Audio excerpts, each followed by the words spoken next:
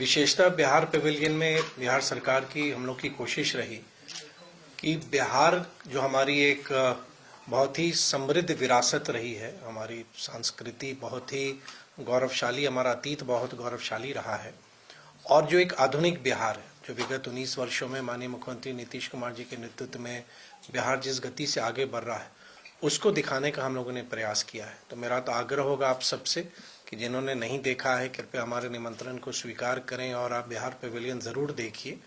और आज तो बिहार के लिए स्पेसिफिक दिन भी है, क्योंकि जो ट्रेड फेयर की जो एक संरचना है उसमें राज्यों का एक दिन या दिवस होता है, तो संध्या में सांस्कृतिक कार्यक्रम भी है, मैं उसके लिए भी आपको आमंत्रित करूंगा।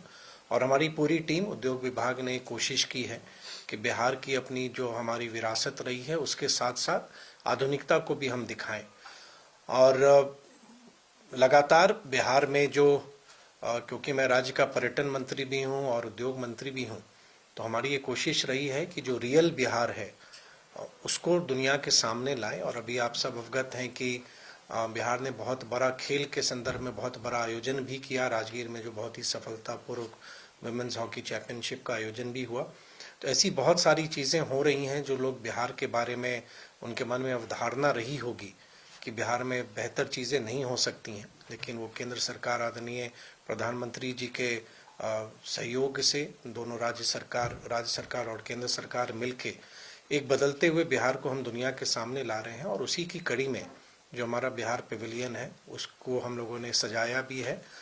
विशेष यह है कि जैसा अशोक जी ने कहा कि जो ख्याति प्राप्त आर्टिस्ट हैं, जो पद्मा अवार्डी हैं, उनके भी स्टॉल्स हैं, लाइव डेमोन्स्ट्रेशन भी हैं। साथ ही जो नए नए लोग कुछ जो अपने कुछ नवाचार के साथ या इनोवेशन के साथ भी सामने आ रहे हैं, तो उनको भी हम लोगों ने स्थान दिया है।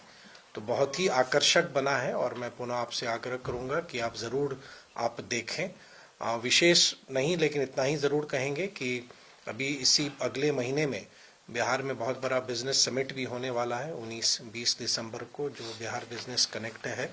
आपके माध्यम से ये भी जानकारी मैं सबों को देना चाहता हूं कि एक बहुत बड़ा आयोजन हम कर रहे हैं और हमारी नीतियां आकर्षक हैं। जो बिग टिकट इन्वेस्टमेंट की अवधारणा थी कि बिहार में बड़े निवेश नहीं हो सकते हैं, बड़े निवेश भी हो रहे हैं।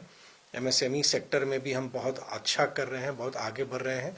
और उद्यमिता के भी क्षेत्र में, चाहे मुख्यमंत्री उद्यमी योजना के माध्यम से या लघु उद्यमी योजना या प्रधानमंत्री रोजगार योजना के माध्यम से, जो हमारे बिहार के यूथ हैं, जो उनकी आकांक्षाएं हैं, जो उनके एस्पिरेशंस हैं, वो भी एक सामने आ रहे हैं। तो एक कोशिश है हमारी और हम लोग इस उद्देश्य के साथ, इस संकल्प के साथ, जो 2047 का विकसित भारत बनाने का संकल्प है, उसी संकल्प जो पूरे स्टेट फेयर का इस बार के आयोजन का थीम भी है, उसी में बिहार का हिस्सा कैसा हो, बिहार का योगदान कैसा हो।